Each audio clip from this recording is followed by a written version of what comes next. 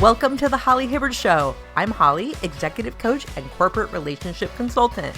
This show is for leaders, go-getters, and individuals ready to improve communication, build stronger teams, and create a workplace culture where everyone thrives, both professionally and personally. We'll explore personal development, effective leadership, mindset, and strategies to help you succeed. If you're ready to elevate your impact and lead with confidence, you're in the right place. Let's get started.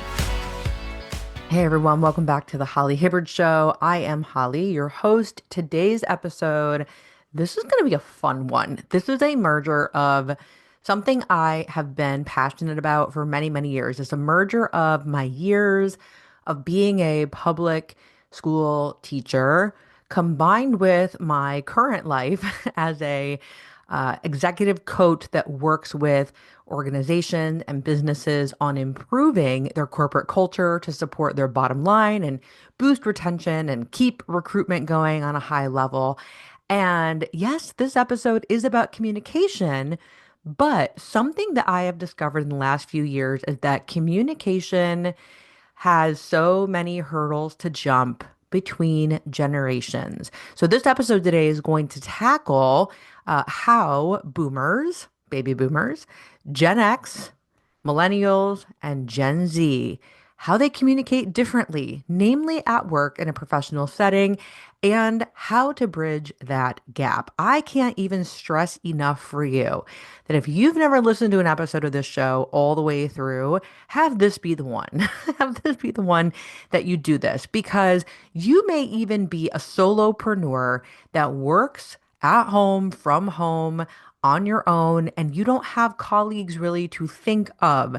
But I promise you, I'm going to share with you in this episode is so applicable, not only in your professional life with your clients, but also in your personal life. You can utilize this with your family members, with your neighbors, with people in your community. Communication is a learned skill. It is also more so a practiced skill.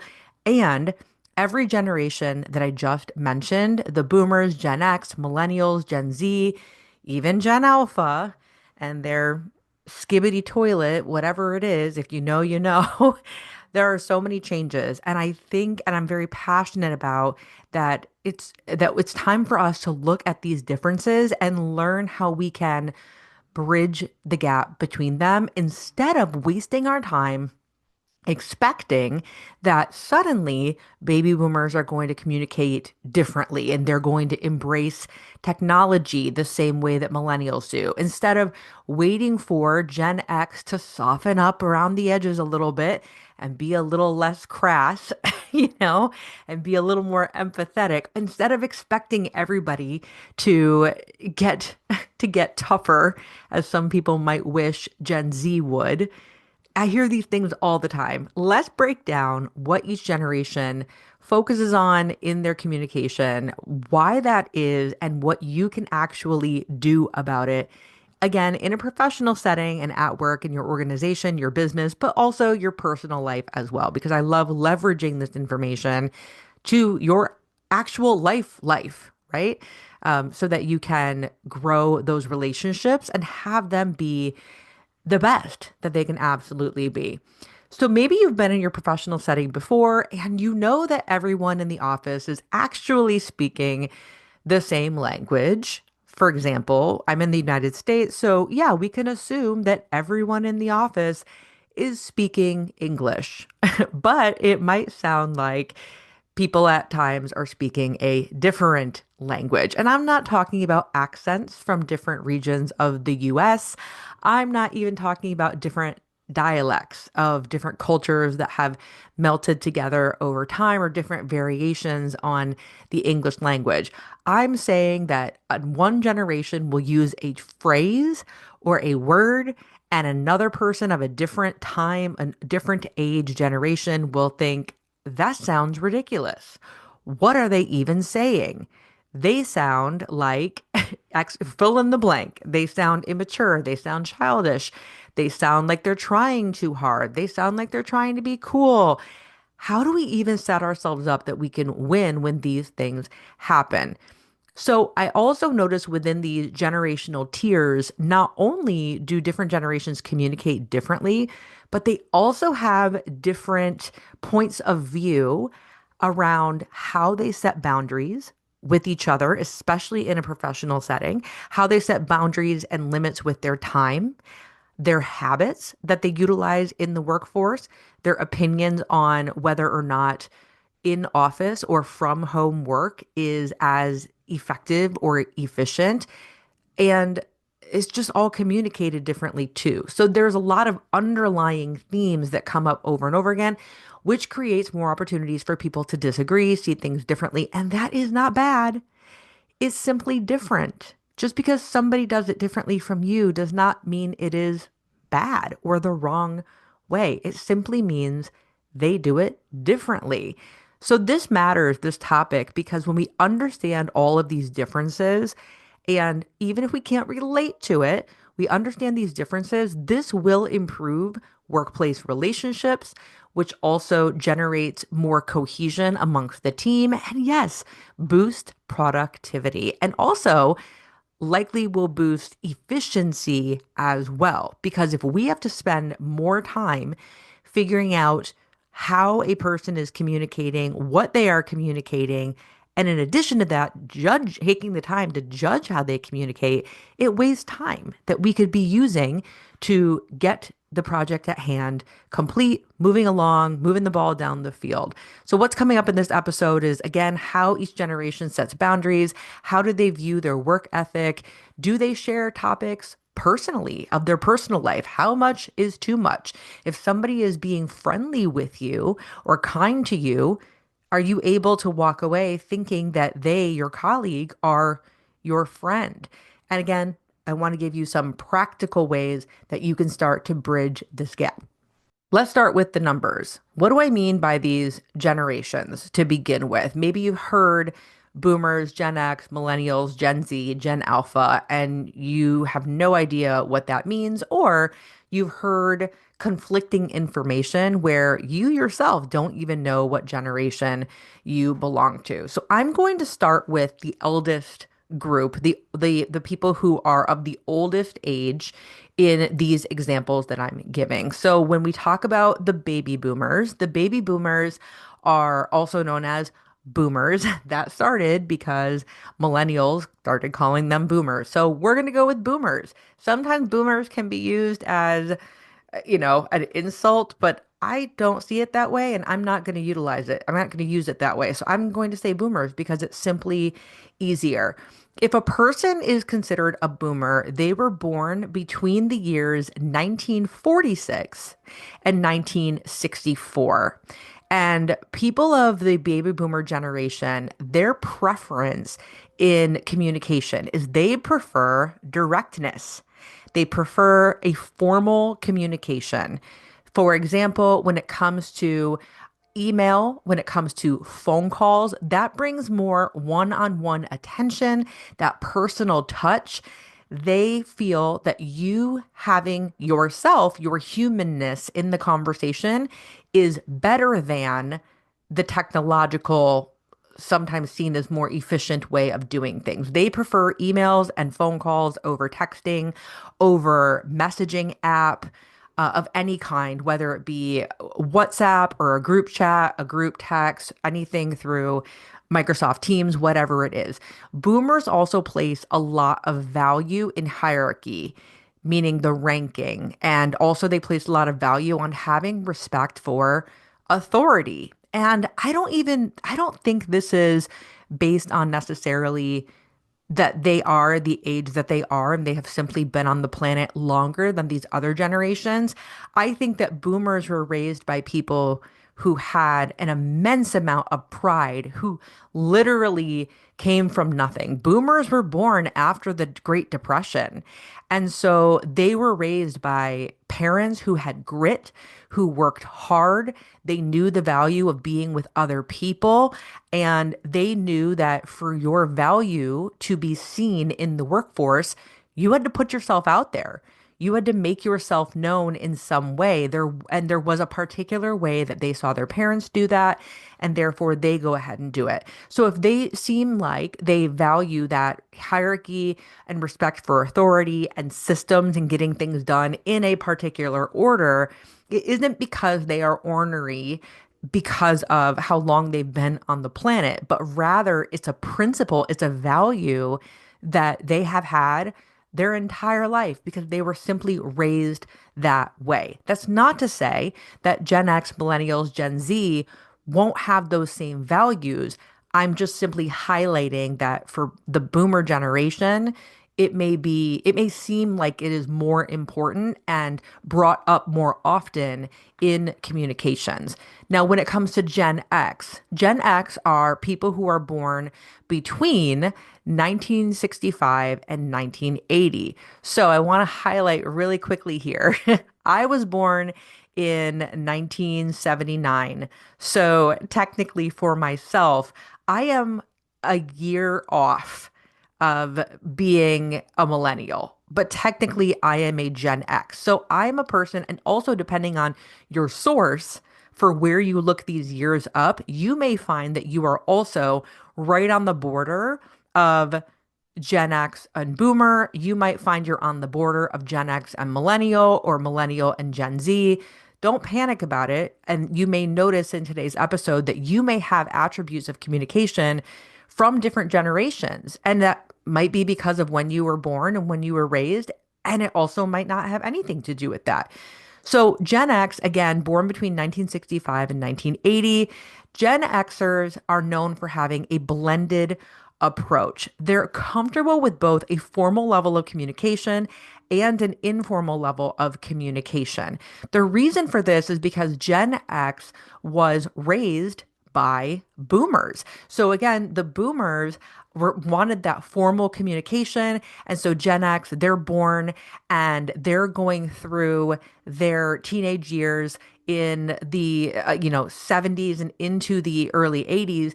And what happens is the rise of technology starts making its appearance. It's in the dialogue. It isn't existing just yet. Again, these are people who were born as late as 1980. So their childhood and their teenage years were through the 80s and into the 90s. So Gen X were raised by boomers who didn't have access to this technology, who were very much salt of the earth, shake the literal hand of the other person, get yourself out there, put in the time, put in the effort, respect your authority. And so Gen X adopted that. But then, as Gen X, myself included, were raised, computers came out. Like computers not only came out, really, computers weren't invented then, but computers became a household thing. Gaming became a household thing. A car phone became a thing. And what happened is the blended approach simply comes from being raised with a formality, and also the earlier years of your life have that formal aspect, but also the informal starts to creep in because as Gen Xers like myself were introduced to technology, we found that, wow, this is way more efficient. Or, wow, I can do this in an autonomous way. I can make the choice. I don't have to wait for everyone around me. So Gen Xers value a work-life balance because we went through a big transition of technology during that time. If you think like to the Industrial Revolution and how much that changed the United States and the way that we produce in this country, I would even say that Gen X went through a technological revolution where we had many years where we didn't have access to this level of tech efficiency, connection with people in a digital way. And then suddenly we did. So it did create, and it does create, a blended approach and also a more relaxed approach. Gen X has the ability to honor and respect what boomers want from their communication, but also Gen X can see the appeal that I'm about to talk about of why the millennials like the efficiency so much. So that brings us to millennials. Millennials are people who were born between 1981 and 1996. So these are people who were very much 90s kids, growing up and going through Y2K, 9/11 in New York happened when they were, teenagers. So millennials were born and technology was very much in existence by this point. I'm not talking they were born and there's iPhones, right? They weren't at that point yet, but their parents, Gen Xers, were people who absolutely knew that blend and they wanted to instill to millennials, hey, here there is this technology. We don't know how to set boundaries with it yet. So I can use this iPad as your babysitter, or I can put you in front of the old school TV, or you can go outside and play. So millennials have a little bit of everything, a little bit of boomer, a little bit of Gen X. And so as a result of that, they are blended as well, just like Gen X. So millennials, they prefer collaborations. They also prefer real time communication, meaning efficiency. The quicker, the better. They enjoy things like Teams or Slack, using voice notes, texting, whatever is going to get the response back the quickest, they are more likely to use it. This is something that increases efficiency. We know that, but also it's created a conundrum because millennials are so used to that instant gratification, that instant or close to instant response, that they may not think about a person who has firm boundaries on their time, and their expectations might be higher of how a response is going to get back to them, in what fashion. They also, because they're sending out their messaging so quickly, may be less likely to go into great detail. So millennials are not just sending a quick message, they're definitely not sending you paragraphs. They're not sending you paragraphs. They're sending you a question, a sentence. And that can be frustrating to, for example, a Gen Xer or a boomer because they might see that more detail is needed. But a millennial may not be thinking, well, they might be thinking that far ahead, but they're also more apt to get one solution at a time because again, they're used to that real-time communication. Send it out, get it back, send it out, get it back. So they don't see it as something that might take longer than just to write one longer paragraph. But getting a long text as a millennial, that stinks. No one likes it. No one likes it. And especially notice here, I'm not mentioning that millennials love email because they don't. They don't. They want efficient. They want to get done what needs to be done. Work with people, not a problem. Collaborative. They want everyone's ideas to be heard. And the last part about millennials that's unique is I mentioned that boomers value hierarchy, that respect for authority, and Gen Xers are desiring that work-life balance. While millennials, they expect transparency from leadership. I'm not certain of where that's rooted, probably because of, again, as a millennial, having access to literally all the information in the world at your fingertips through your childhood and as you get older. So, transparency, easy access to info is something that is valued by that generation and also other generations as well. But for millennials, all I can say is this is millennials make up so much of the workforce now. And this is where I think boomers and Gen X, especially, are forgetting that.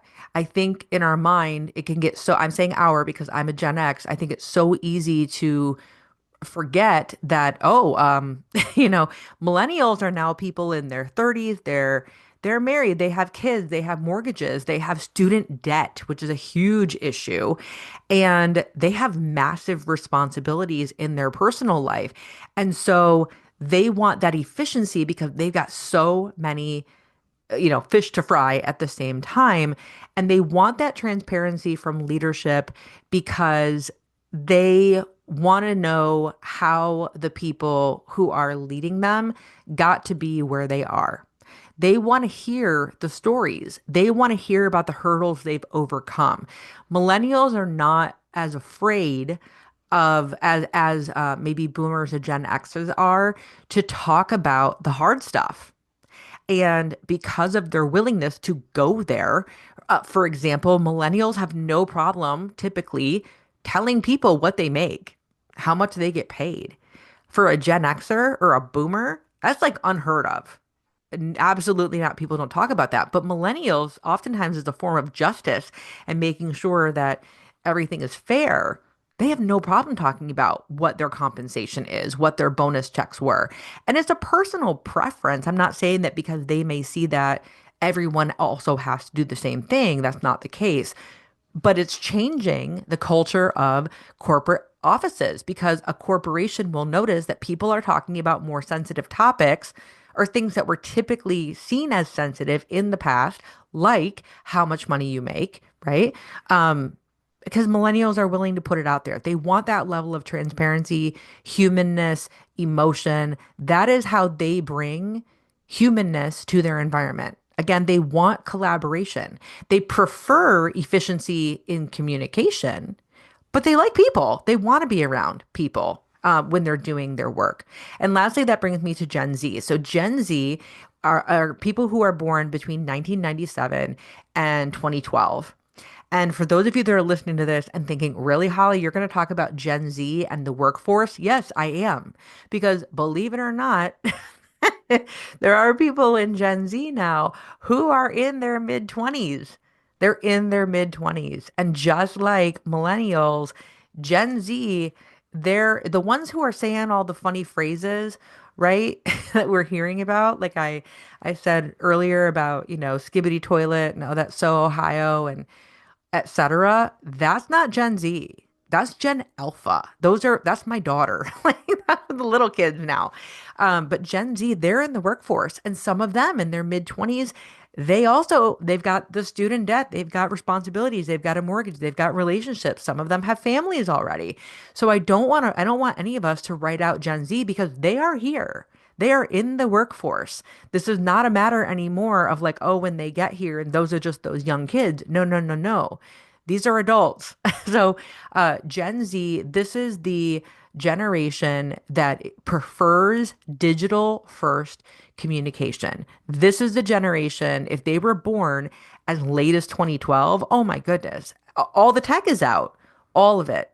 Everyone has a cell phone, iPads, laptops for their textbooks at school. They get all this. So they prefer digital first because that's pretty much how they've been raised this entire time. So they like the texting. They like texting. They like DMs or direct messages. For those of you that don't know what that is, they like short form responses. So similar to millennials, they're not a fan of big paragraphs. They're not a fan of the emails. They're definitely not a fan of phone calls at all. Millennials and Gen Z do not like talking on the phone for the most part. They don't. I'm a Gen X and I'm not a big person to talk on the phone either. I've got to be, isn't that funny? Because I have a podcast, but I've got to be in a zone, in a mood to talk. And as an introvert, oftentimes I'm not. And I would prefer to text as well because it somehow rests my brain in some way. Gen Z, similar to millennials, also values that transparency, that authenticity. Gen Z typically values inclusivity, making sure that everyone feels seen and heard and understood. And they also like quick feedback loops. What this means is, again, similar to millennials who are used to having access to, but I think Google, right? They're used to having access. They want feedback quickly. Gen Z wants to know now, right now, how well they're doing, what they need to improve upon, what has changed, what has shifted. They want the gratification now. So if you have a project with a Gen Z and it's going to take a very, very, very long time, it is imperative in your communication, in your compensation, in your reward system, in your incentive, in your the way that you incentivize your employees or your teammates. It is so important that you recognize that Gen Z likes a quick feedback loop. Give them a goal in the very near future and make sure that that goal is seen or recognized or compensated, something of that nature. It will really support the way that Gen Z thinks. And again, boomers, Gen X, millennials, Gen Z, one is not better than the other. They are simply different. So now let's talk about boundaries. Okay. So I have different things for each generation. Now that I've gone in depth about each one, how does each generation set boundaries and see boundaries? So the boomer generation, when it comes to setting boundaries, they're like, boundaries. What's boundaries? Like a boomer generation, their job is their identity. Their job, their work is their identity. And they often expect loyalty from people from the jump, from the beginning. And they work overtime because they can, or they will, or going back to they have that value of hierarchy and that respect for authority. They have an innate feeling that loyalty is something that comes with the territory. And if you are, quote, a hard worker, you're going to go above and beyond. That is how boomers see boundaries. They don't. They don't. And, but that also has led to a lot of burnout, stress, health complications as a result. So now let's come to Gen X. Gen X is the first generation that pushed back and said, we need a work-life balance because Gen X was raised by boomers who were stressed out, who had major health complications from all that stress and tension and pressure. And Gen X was the first ones to say, I don't want that.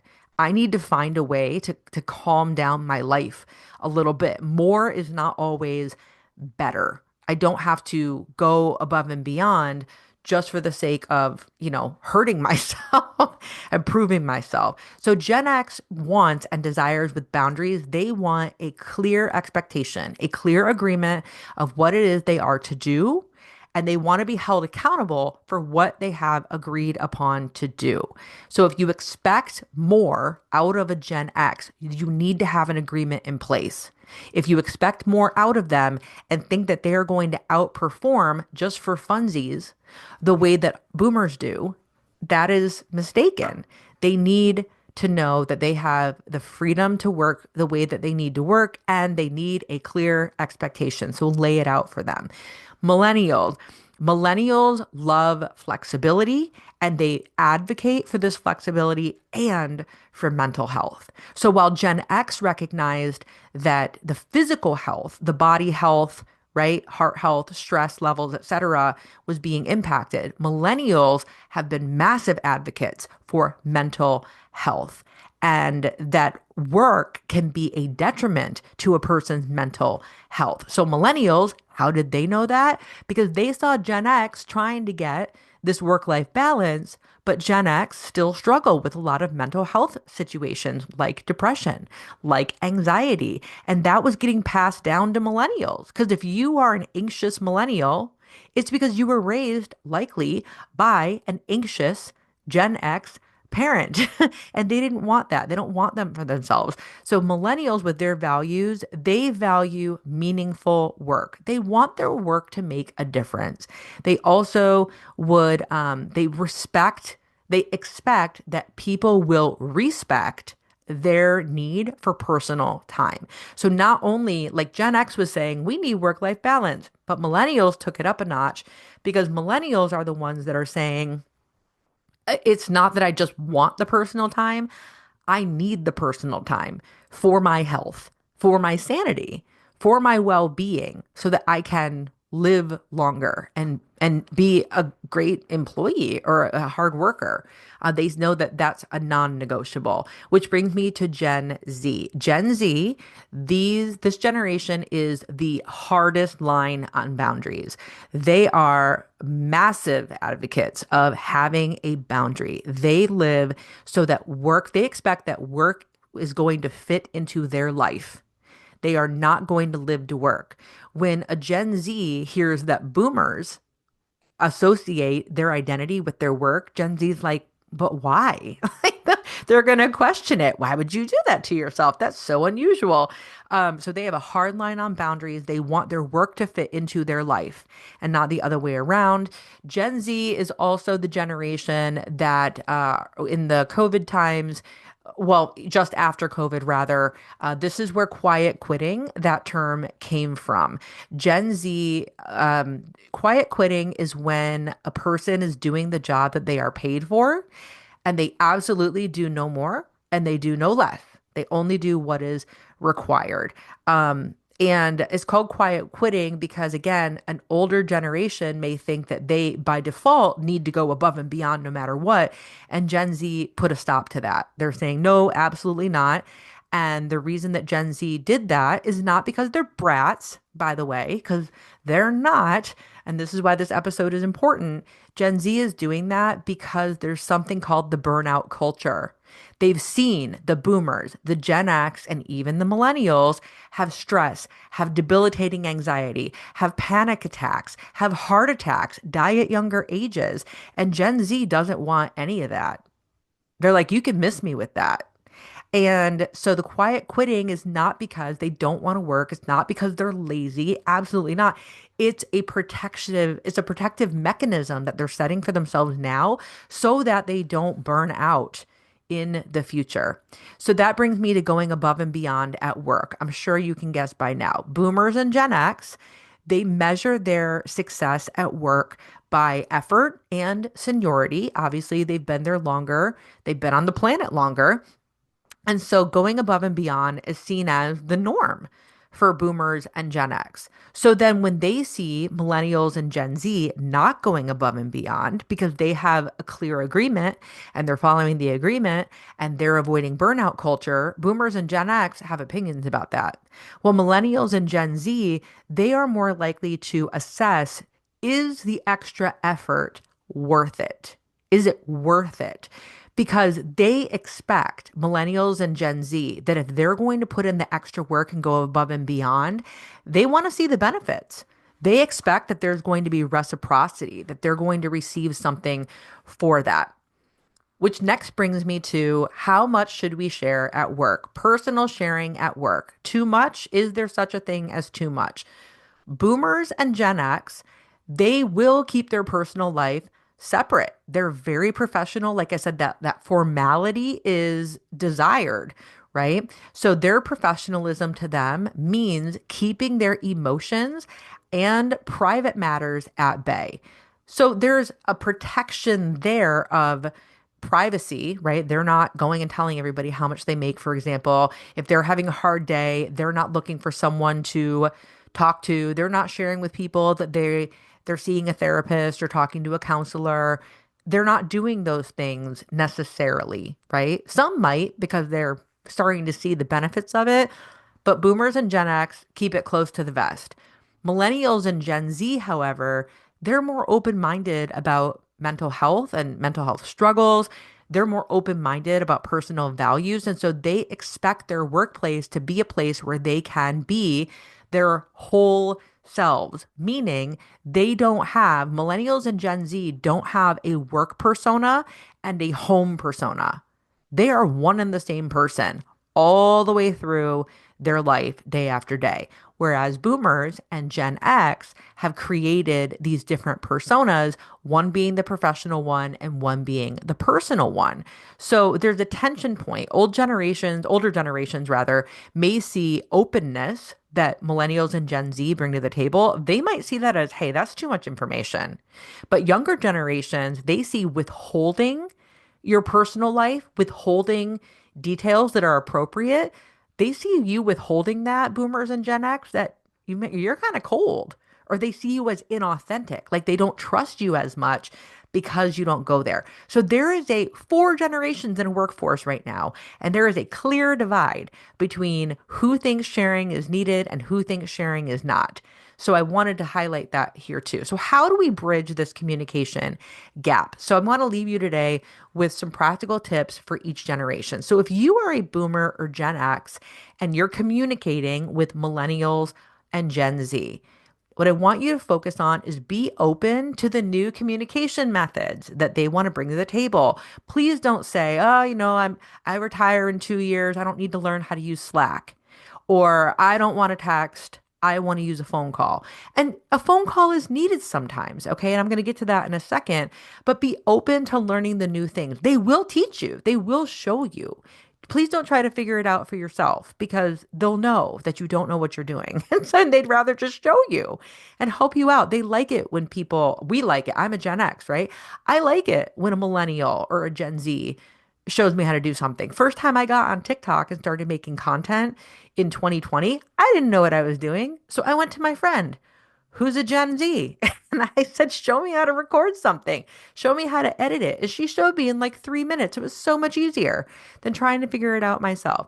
Also, boomers and Gen X, if you're communicating with millennials and Gen Z, be transparent with them about your expectations. It's so important. Again, the way you do it, boomers, the way you do it, Gen X, it doesn't mean that what you're doing is the wrong way. It's simply just a generational difference. So assume less and clarify more. Assume less and clarify more. Don't make the assumption that they know that they should. Maybe they don't. Maybe they don't, especially if it is not part of their job description and it's something you expect to see. You've got to clarify that with them. And lastly, with boomers and Gen X, when you're talking to millennials and Gen Z, acknowledge that having a boundary, acknowledge that having a boundary doesn't mean a lack of ambition. Meaning, please don't look at millennials and Gen Z and think because they stop working right at 5:30 that they're lazy, like I said earlier, or like they don't care or that they're apathetic. That's simply not true for the majority of millennials and Gen Z. And so as a boomer, as a Gen X person, acknowledge that their boundaries are a way to ensure that they have that work-life balance and that they're avoiding burnout culture and protecting their mental health. And also that they're switching from work mode to family mode or taking care of themselves mode because they want to honor the whole person. They don't want to feel like they have to put a different face on every single place they go in their life, personally and professionally. Now let's talk about millennials and Gen Z. If you're a millennial or Gen Z, you're listening to this and you're like, how am I supposed to communicate with boomers or Gen X? First of all, be mindful of your tone because direct communication from boomers, direct communication from Gen X, or your direct communication to them, being direct isn't personal. It's just how some people operate. And if you need some further insight on this, go back to episode 80, my last episode of the Holly Hibbard Show, because I laid out for you 15 ways to be directing your communication without being rude. So if you like efficiency and you like being direct, and you're not quite sure how to do that in a way that is not taken personally, that's a great episode for you to listen to. So, millennials and Gen Z, be mindful of your tone with boomers and Gen X. Millennials and Gen Z also need to recognize that the idea that boomers and Gen X have that everyone is to go above and beyond looks different across different generations. So if you feel millennial, if you feel Gen Z, that you are going above and beyond, and yet you're getting feedback that you aren't, it's important for you to get clarity from your supervisors, your leadership, whoever the boomer or the Gen X is in your life. Find out from them what they are expecting of you. And does that match what you've agreed to do in your role? If it doesn't match what you agree to do in your role, then it's time to get a new description or a new agreement on the books if needed.